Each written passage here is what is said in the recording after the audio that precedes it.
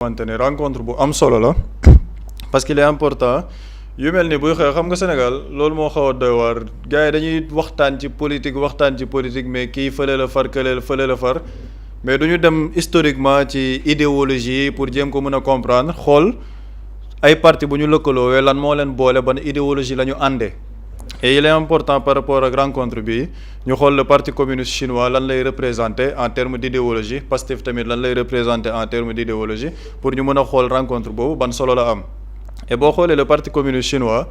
ci misaal mooy le parti boo xamante ni c'est le plus grand parti au monde parce que am na plus de 98 millions de membres.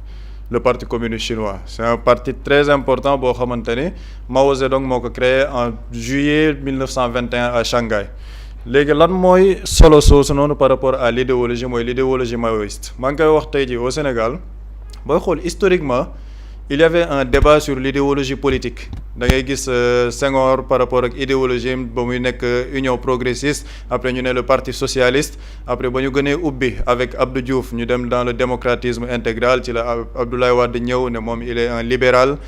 am une pensée keynésienne par rapport à l'économie nu ñu koy gérer am yeneen ak yeneen parti yoo xamante ni judd nañ ci maintenant nag dans cette idéologie communiste bi nga xamante ni ñu ngi koy jëlee ci idéologie maoïste mooy Mao Zedong bi nga xamante ni moom moo créé le parti communiste chinois mu am ci ay parti historique yoo xamante ni ñu ngi woon fii biir Sénégal am cette idéologie communiste mooy parti yi nga xamante ni dañ leen di baaxantale wala di leen tuddee les partis de gauche parce que parfois da nga naan ñii ce sont des partis de gauche ñii ay socialistes lañ il y a eu historiquement des partis de gauche au Sénégal yoo xamante ni mën nañ ci citer le And Jëf MRDN boo xamante ni Landing Savané ak Mamadou Diop Decroix ñoo ci nekkoon mën nañ ci citer yeneen parti par rapport ak LDMPT bi nga xamante ni Abdoulaye Bathily qui est actuellement l'envoyé spécial du président de la République moom moo ko doon diriger mën nañ ci citer le PIT bi nga xamante ni Amath Dansokho moom moo ko doon diriger et tous ces partis dañoo nekkoon les partis yi ñu mën a wax historiquement des partis de gauche et da nga doon gis dans le débat politique idéologie da ci doon dugg quoi parce que idéologie mooy lan mooy tey jii parti politique bi nii la yaakaaree ni dans la gestion politique et dans la gestion publique de l'État nii lañ ko war a doxalee est-ce qu'on doit être socialiste est-ce qu'on doit être libéral léegi nag parti yooyu ñoom ñoo nekkoon les partis de gauche yi nga xamante ni mën lañ leen di tudd fii ci Sénégal yoo xamante ni dañoo amoon ay ndiroole avec le parti communiste chinois. et booy dellu ci archives yi da ngay gis ni idéologie yooyu noonu ak débat yooyu doon na nekk lu am solo au Sénégal quoi mais au fil du temps da ngay gis ni débat idéologique boobu dañ ko perdre dañuy dugg ci waaw transhumance bi Macky Sall ñëw jëlee kii fële doo xam nit ki ban idéologie lay défendre ci parti politique am parce que idéologie boobu moo tax ñuy wax la formation des cadres au niveau du parti ak li ñuy wax tamit ñu ne l'école du parti parce que bu ñu naan école du parti dañu naan ñii idéologie bii lañ leen di jàngal et c'est ce qui est intéressant avec l'arrivée du PASTEF parce que PASTEF ñu bëri da ngay ñëw ñu ne la dañ ñoo jaay projet boobu ci lan la sukkandiku ci idéologie ñun nag ñu gëm ni idéologie boobu même bu fekkee ne Pastef sax dans leur texte amul fenn fu ñu ne ñii ce sont des partis c'est un parti de gauche c'est un parti de droite mais par rapport aux actes ak yi nga xamante ni ñu ngi koy mettre en place ñun dañoo jàpp ni am na ay ndiroole avec la partie gauche bi nga xamante ne moo nekk ci politique bi ñu sukkandikoo nag ci branche maoïste bi mooy le parti communiste chinois moo tax ma ne il est important ñu xool cette visite de El Malick dem rencontrer le parti communiste chinois. Quelle est la particularité du parti communiste chinois? Depuis Mao Zedong bi nga xamante ni moom moo proclamé historiquement le 1er octobre 1949 la République populaire de Chine parti boobu moom mooy le parti buy représenter l'État central au niveau de la Chine c'est-à-dire que depuis 1949 ba jamono jii ñu toll parti communiste chinois ñoom ñooy gérer l'État chinois. da ngay gis ñu bëri ñu naan la waaw lii ce n'est pas de la démocratie ñii dañoo nekk benn régime boo xamante ni dictatorial la et loolu sax beneen débat la parce que am na yenn réew yuy woote démocratie comme la France li fa xew ce n'est pas de la démocratie gis nañ au niveau du Parlement au niveau de la France élection législative yi ñu jàll opposition gagné et c'est légiféré ci seeni texte ni opposition bu gagné il y a une cohabitation de facto Macron il a foulé du pied li nga xamante ne moom mooy règle yooyu noonu donc foofu cette démocratie même elle est discutable maintenant par rapport ak parti communiste chinois ñoom lan mooy seen gëm-gëm lan moo nekkoon essence su parti boobu ba ñuy ñëw ci li ñuy woowee révolution parce que maa ngi koy wax sànq li xew Sénégal c'est une révolution donc nañu méngale la révolution chinoise ak la révolution bi nga xamante ne xew na ñu jàppee ni c'est la révolution de Pastef et dinañ ci ñëw fu am solo fi buri naan révolution dafay am ay pàcc boo xoolee le parti communiste ñu ngi ko créé en 1921 ñu ngi accéder au pouvoir en 1949 mooy loolu balaa ñoo accéder au pouvoir def nañ 28 ans pour ñu mën a jot ci nguur te ba ñu jotee ci nguur en 1949 mooy Mao Zedong ba mu déclaré la République populaire de Chine am na yu bëri yoo xamante ne xew na ci am na yoo xamante ne jaar na ci avant l'accession au pouvoir mais même ba ñu jëlee nguur gi di doxal def nañ fi le grand bond en avant après ñu ñëw GRCP la grande révolution culturelle prolétarienne après dafa am ay gàq-gàq ci biir révolution boobu parce que quelle était l'idéologie de Mao Zedong ñu mën a def la comparaison avec l'idéologie de Pastef mooy dañoo war a xeex la bourgeoisie bi nga xamante ni moo téye système bi parce que ni ñuy doxalee Chine dafa am ay bourgeois yoo xamante ni ñoom ñooy accaparé wu loolu xeex contre l'impérialisme américain xeex contre l'ingérence japonaise buñ ko dellu si wee ci Pastef lan lay xeex le capitalisme mooy li ñu nekk di xool avec nos relations avec le FMI les organisations de Bretton Woods lan lay xeex mooy bourgeois yi nga xamante ni c'est le système bi doon dundee li nga xamante ne mooy ñàkku sénégalais yi loolu mu am ay accointances yoo xam ne gis nañ ko ci ñaari parti yooyu noonu lan leneen la ñu gëm mooy le parti communiste chinois mooy par rapport à la gestion de l'affort public il faut une appropriation des masses maanaam lépp lu ñuy lijjanti ci réew mi il faut que masse populaire muy population bi ñu jël ko seen wàllu bopp wax ni lii moo war a dox ci réew mi ñu gis ne c'est exactement le même discours bi nga xamante ni moom la Pastef indi au Sénégal mooy par rapport à la gestion des affaires publiques peuple bi ñoom comme ñoom ñooy tabb seeni gouvernants ñoom ñoo war a xool lépp luy xew ci biir réew mi ñu koy wax li Ousmane Sonko doon théoriser naan une masse critique de citoyens conscients des enjeux mooy l'appropriation de l'affaire publique par les masses ñu gis ci foofu benn ndiroole beneen ndiroole mooy bi nga xamante ne parti communiste doon nañ ko xeex avec la révolution de Mao Zedong mooy tey jii la nationalisation des ressources lépp li nga xamante ne ressource la ñu nationaliser ko def une industrialisation boo xamante ni day jóge à travers les collectivités surtout liy jëm ci agriculture ñu gis ne boo delluwaatee ci projet Pastef tamit ak li nga xamante ni ñu ngi koy défendre nationalisation des ressources Pastef dañu ne il faut que nos ressources pétrolières et gazières ak yeneen suuf bi ñu mën ko jëriñoo ñu mu nekk alalu Sénégal collectivisation agricole bi da ngay gis ci programme agriculture bi dañu ne agriculture moo war a nekk la rampe de lancement de projet de relance économique endogène bi ñu war a am au Sénégal avec les coopérations communales agricoles bi nga xamante ne Mabouba Diagne théorisé na ko lu bëri donc foofu tamit c'est exactement le même processus ak benn idéologie boo xamante ni jàpp nañ ni ñoom ñaar ndiroole nañ ko li ci intéressant nag mooy par rapport à la révolution ak gàq-gàq yi nga xamante ne daf ci am parce que Sénégal dañ lay gëmloo ne révolution bu amee rek fii teg nañ Sénégal vision 2050 il faut qu'en 2025 wala 2026 loolu mu mate révolution day am ay pàcc boo demee dans la révolution chinoise maa ngi wax ne Mao mu ngi jël le pouvoir en 49 mais il y a eu des problèmes même au sein du parti communiste chinois yi nga xamante ni déggoowatuñu woon ci idéologie parce que daa am ñoo xamante ne dañu ne Mao il est trop radical am ñeneen ñoo xamante ni dañu ne il faut ñu continuer avec l'idéologie Mao léegi ñi nga xamante ne dañ ne Mao dafa radical mooy ay ñoom Deng Xiaoping dañu ne il faut ñu ubbi Chine pour que yeneen nit di mën a investir si pour que ñu gën a mën a ubbi affaires yi maanaam nu bañ ko yemale rek sur la révolution prolétaire mais Mao lan la def ba révolution boobu noonu amee ay gàq-gàq dafa bind benn note ne bombarder le quartier général mooy feu sur le quartier général loolu mooy lan mooy nañu def introspection ci suñu biir xool ci suñu biir parti kan moo teggi yoon idéologie bi kan moo teggi projet bi pour ñu mën a delluwaat ci projet bi boo ñëwaatee Sénégal c'est exactement li ñu nekk di dund fii en 2026 parce que lan la ñu jox sénégalais mooy un projet ñu ne projet bi moom mooy changer Sénégal moom moo war a téye la révolution ñu gis ne en 2026 am na gàq-gàq bu nekk ci projet bi parce que am na ku ñu jàpp ni dafa teggi projet bi Ousmane Sonko ba loolu amee lan la def man li mu def azalaay loolu laa jàppee feu sur le quartier général mooy ni dafa am loo xamante ni dafa nekk di xew nañ ko waxtaanee ci biir parti bi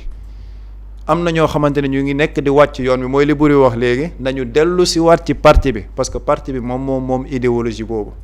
muy feu sur le quartier général bi ak yeneen yoo xamante ni ñu ngi ci par rapport ak gàq-gàq yi am et le fait que Mao da doon théoriser aussi tamit ni parti communiste chinois maa ngi lay wax ni 49 ba jamono ji ñoom ñoo téye l'état central parce que Mao la théoriser dafa ne le parti communiste chinois benn ennemi la mën a am benn adversaire mooy le parti communiste chinois moom ci boppam. ñu ñëwaat ci Sénégal Ousmane Sonko ñëw nañu Pastef benn adversaire rek la mën a am te ci biir Pastef lay jóge looloo tax Pastef di def 50 ans au pouvoir nga gis ni nag ci ñaari idéologie yooyu noonu même bu dee Pastef dañu ne ñoom duñu ay parti de gauche mais da ngay gis ni cette idéologie maoïste mu ngi ñoom ci seeni doxalin ak actes yi nga xamante ni ñu ngi koy tëral. Pourquoi nag c'est important cette collaboration mooy wax naa ko sànq c'est le parti le plus important au monde avec plus de 98 millions de membres jamono ji l'état central chinois kan moo koy diriger le président de la République chinoise muy Xi Jinping. Que représente la Chine actuellement dans le monde? Une des plus grandes puissances du monde, sinon la première puissance économique, parce que gis nañ États-Unis jëfuru bi nga xamante ni ñu ngi koy jëfuru yëpp Chine doole boobu noonu la nekk di représenter. On te dit que le président chinois mu ngi def une collaboration politique avec un pays africain boo xamante ni parti bi ki koy jiite c'est non pas le président de la République mais le premier ministre. Ça montre aujourd'hui envergure ak dimension bi nga xamante ni Pastef am na ko sur le plan politique national continental mais aussi international parce que le parti communiste chinois du nekk parti boo xamante ni dafa ndaw et lii nag dama jàpp ni dafa nekk lu am solo loo xam ne nit ñi dañ ko war di waxtaanee ci biir réew mi parce que il est important parti politique yu bëri maa ngi sax APR ñu ne ñoom dañoo def seen restructuration am ko ñu jox école du parti boo demoon nga ne leen lan mooy seen idéologie duñ la ko wax. wala boo leen waxee luy say idéologie dañ naan la détournement de deniers publics rey ay nit ak système mais fii da ngay gis ni Pastef politiquement am na idéologie boo xamante ni gëm nañ ko te man ci li ma njort mooy ci actes yi ñu wax nii yëpp ak historiquement li parti communiste chinois représenté da ngay gis ni am nañ ay ndiroole ak ñoom ak parti boobu nga xam ni c'est le parti le plus important du monde donc seen lëkkaloo non seulement politiquement Pastef da ciy gagné mais mën na am aussi des répercussions par rapport à la gestion de notre État ci révolution bi nga xamante ni ñun foofu la ñu nekk la Chine avant moo nekk Chine bi nga xamante ni dafa am doole bi mu am ni actuellement au monde seen révolution duré na presque plus de 20 ans ou de 30 ans ñun ci suñu révolution 1 an lañ ci tollagum donc il faut nit ñi xam ni révolution daa am ay étapes moo tax vision 2050 bi ñu am un plan quinquennal décennal bi ñu yóbbu ba 2050 donc politiquement dafa am lu ñu koy tëralee mooy idéologie boobu donc nag comme li ñu wax sànq ñi nga xamante ni dañoo wàcc ci idéologie boobu nañ ci teguwaat pour aujourd'hui gën a matérialiser kii bi ñu wax ni mooy la révolution ak alternance bu ñu ko mën a tuddee noonu bi am au Sénégal mais je pensais il était important ñu expliquer ko noonu ñu mën a xam quelle est l'importance d'une idéologie dans le cadre d'un parti politique. am na solo Pape Samba Boury ban lecture rek nga ci daal di def ci dem gi nga xamante ni kii di El Malick Ndiaye demoon na ko ngir partenariat ci diggante ñaari parti yi. damay féliciter d'abord Pape Samba ci cours magistral bi quoi vraiment daf ñu defal benn cours magistral et dafay am solo parce que souvent gis nga dans ce genre de visite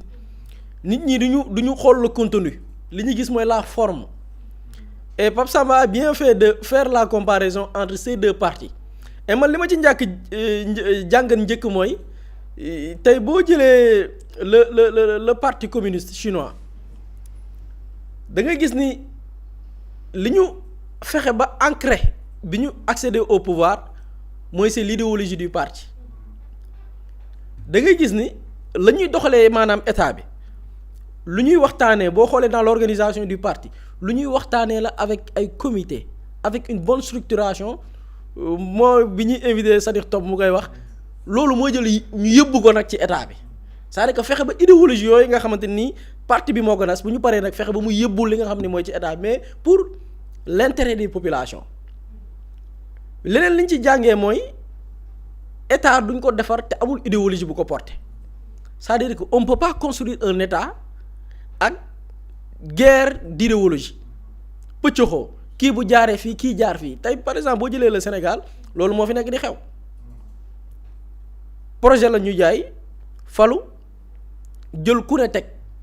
kii bu jaaree fii kële jaar fee un chef du gouvernement ne ok ñun suñu agenda lii la mais benn waay au CMM ku jege président mooy génn wax lële kon nga gis ni idéologie fu mu amul mënuñu fa suuxat dara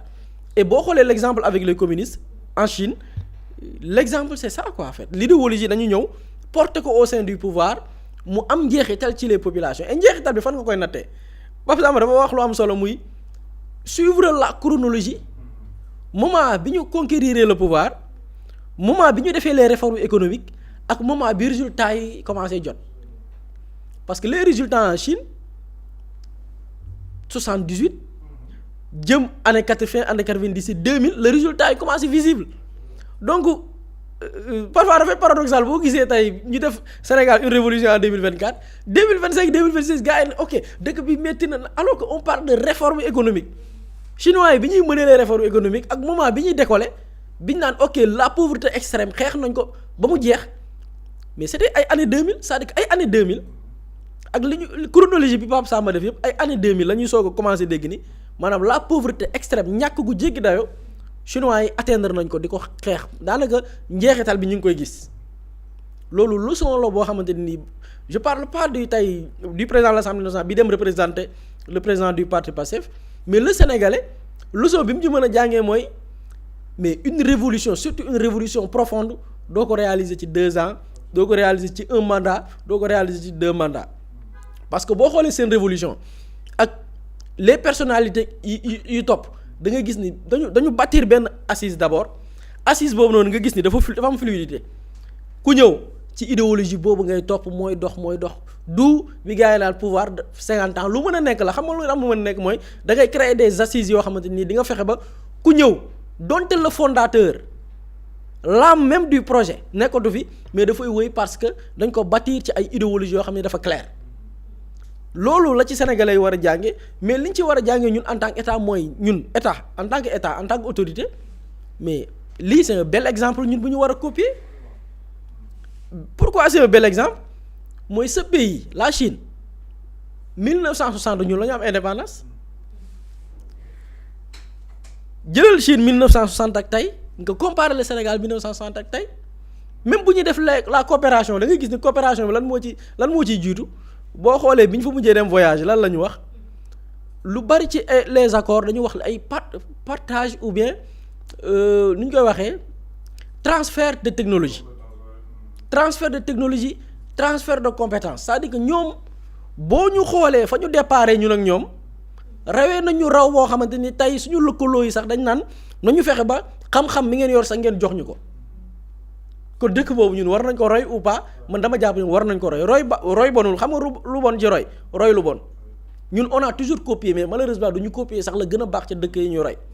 même les occidentaux yi ñuy wax ni am na lu baax la ñuy doxalee seen réew ñun mën nañ ko copier ci wàllu dëkkuwaay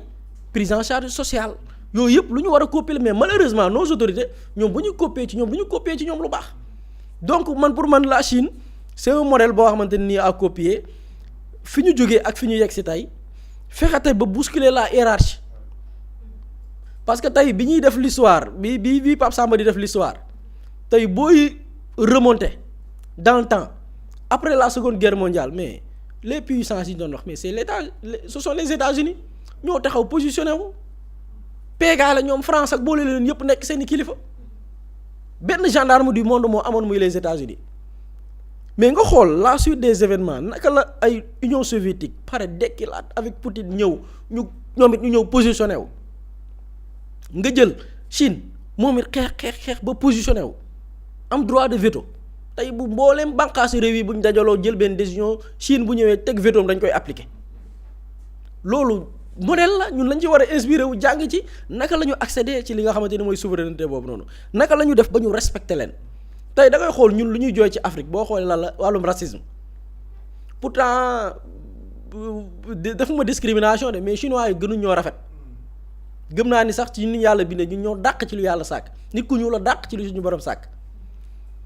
mais pourtant racisme ñun liñ koy coowee du ma ne ñoom dunduñ ko de mais ñun niñ koy dundee moo gën a extrême par rapport ak ñoom te pourtant gënuñ ñoo rafet ci bu dee da ngay xool nit ci jëmm di def benn genre de discrimination pourtant du leen ko def wala du feeñ boog ni mu visible par rapport ak ñun parce que puissance bi ñu am sur le plan mondial peser bi sa réew di peser dafay am njeexital sax ci ñi ñu lay considérer ni ñu lay traiter ba ci wàllu sport bii ñuy wax nii tey di ko waxtaanee toute la journée sport boobu noonu da ngay gis ni sax parfois li ñuy respecter nit dafay sukkandiku sax ci niveau de développement bu ñu demee ba ay Infantino di jox respect le Maroc mais la puissance du Maroc sur le plan économique lu divergence am da nga leen nangul loo xamante ni nii def nañ ko ci ay jéego dafay peser même sur le plan sportif dafay peser même sur le plan des décisions au niveau international donc ces pays yi nga xamante ne jugee nañ ci zéro ba am fi ñu yegg avec une révolution avec un parti boo xamante ni par l'idéologie bi nga xam ne au sein du parti lañ koy tëggee fexe ba mu cuubu ci li nga xamante ni mooy anam nga ñuy doxalee pour man modèle la boo xam ne war nañ ko copier et xool naka lay amee njeexital ci suñu nekkin mais aussi pour les générations qui vont venir. am na solo Pape Samba xam naa bu fekkente ni amoo la ci dolli ma bàyyi la rek nga daal di tàggatoo. waaw non macha allah affaire bi moom mënu ko ci macha allah comme d'habitude di la remercier ci présent